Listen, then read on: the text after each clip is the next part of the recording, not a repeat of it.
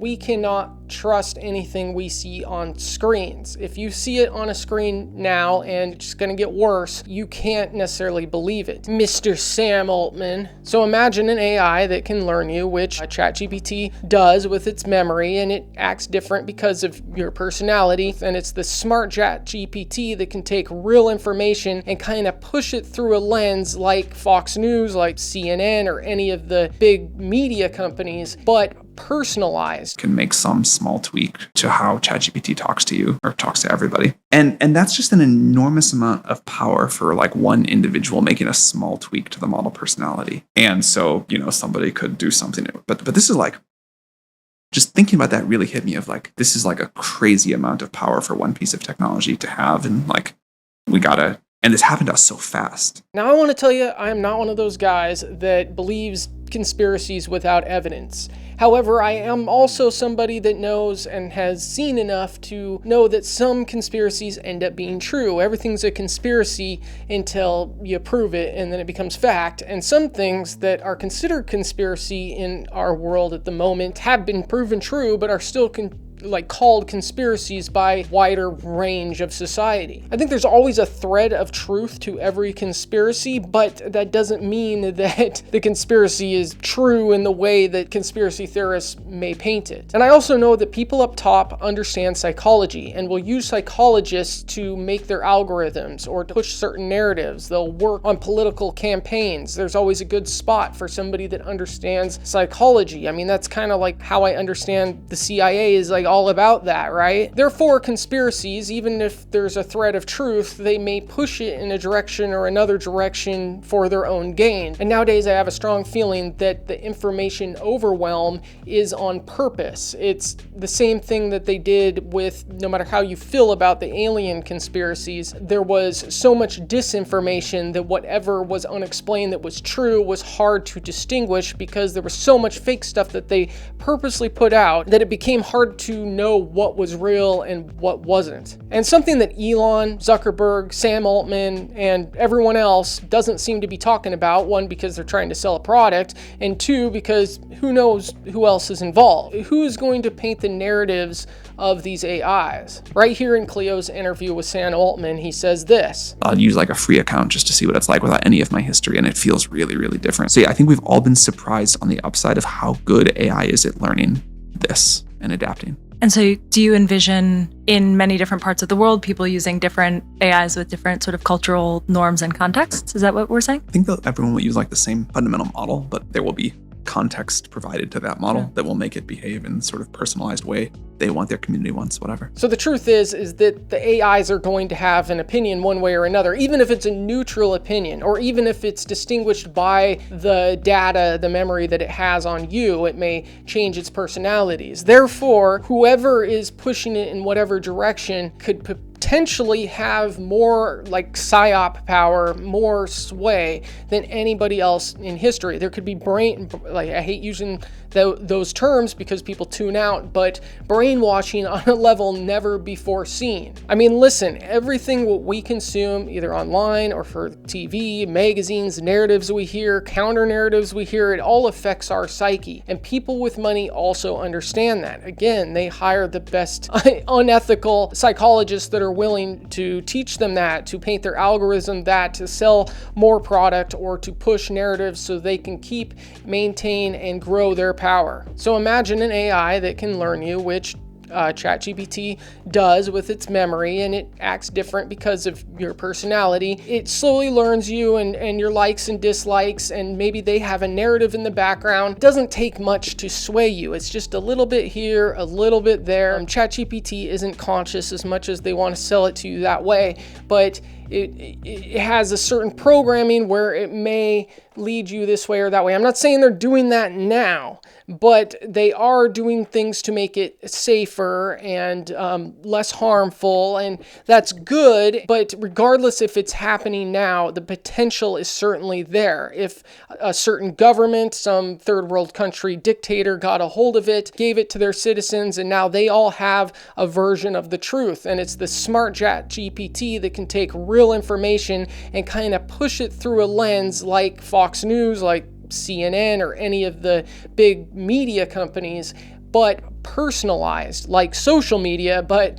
even crazier because it's pushing it like it's an actual fact. Now you mix that in with deep fakes, and I get to a conclusion that is scary in its own right, is that we cannot trust anything we see on screens. If you see it on a screen now and it's just going to get worse, you can't necessarily believe it. Now you should look at multiple sources and do your research when trying to understand any subject. I think you should look at, the right perspective and the left perspective and the Wikipedia, and read a bunch of Reddit stuff and go on social media and ask experts. You can find a center of reality of what really happened, because there are actual facts. Not everything is an opinion. If some bad guy pushes a little grandma over in the middle of the store, everybody that saw that, and that really happened. No matter if they deep faked it to be somebody else or whatever, there's a truth at the center of every story. Like, things are happening. But you see what I'm saying? It's potential psyop on a level that we've never seen. Now I could go on and on and on about this subject and others, and how the wealthy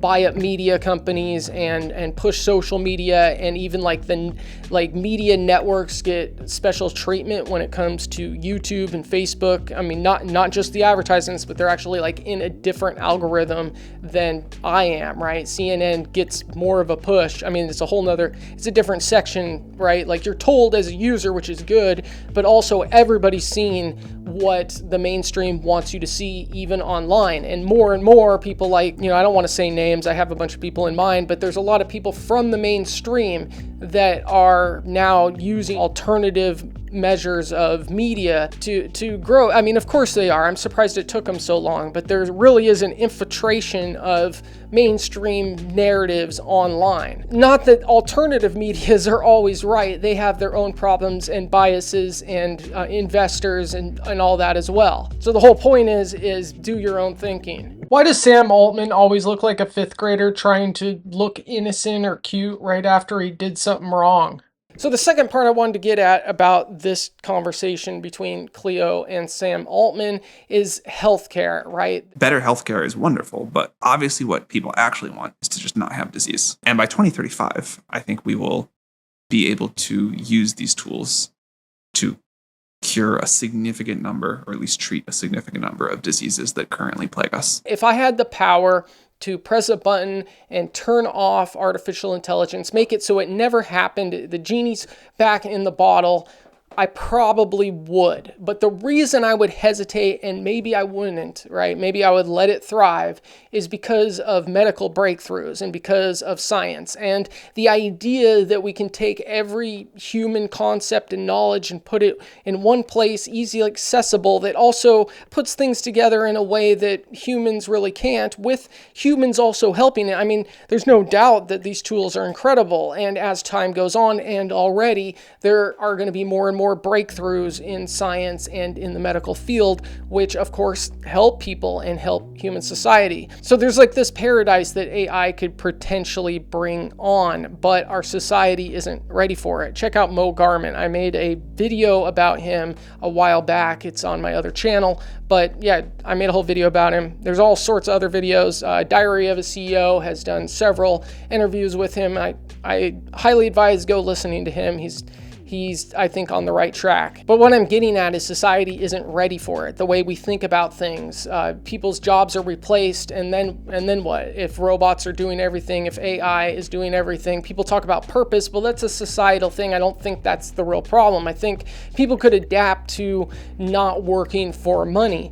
But if everything's still based in the same world we're living in now, with money and resources and wealth going to the top and the wealthy paying to make the laws on both sides, but particularly on the one they call the right side, don't get me started. But both sides are corrupted with lobbying, and it's not just the United States, it's all over the world. It's the powerful growing more power, and of course they are, because they're powerful. And even I don't think all billionaires are bad. In fact, I think a lot of them do a lot of amazing stuff, both with technology, but also with charity and all that. And some of those might be fronts, and there's conspiracies and all that, but there's good people that are billionaires. But I also don't believe billionaires should exist in a world that there's kids starving. So in order to survive the AI revolution, unless there's just going to be far less people on the planet, robots doing everything, and the elite are the only ones left, by the way, make them so they're not elite and nobody will be buying their products except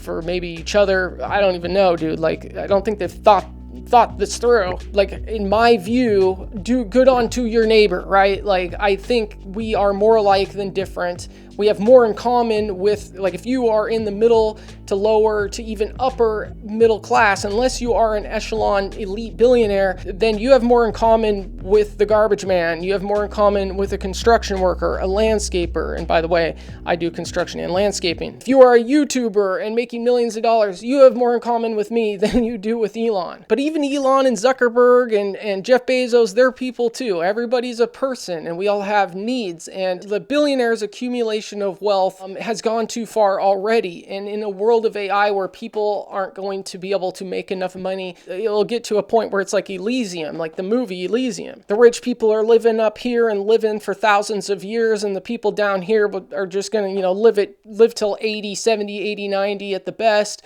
and then die. Meanwhile, Peter Teal and his buddies live to 1,000, 1,500, travel the stars or whatever. And then you talk about like AI and the power uses that it requires, and with our current governments, like burn coal and oil, and it's like, dude, it's just so, like, I thought we wanted good technology. Like, look what China's doing. We have alternative ways to get power. I'm all about like better technology and more energy, but don't burn coal. Like, okay, even if the billionaires take over, like, they're not gonna have a planet if they keep doing what they're doing. Trust me, usually I script my videos, but I wanted to get this one out there and off my chest and out of the comments of the podcast and out into the world in my own way. And this channel is all about watching the rich. And if you're into that, go ahead and subscribe. I'm trying to build this channel. I'm trying to push good intention, bring humankind together and stuff like that. So if you're into that, yeah. So I'll either see you in the next video or I'll see you in the next live, but hopefully in the next video.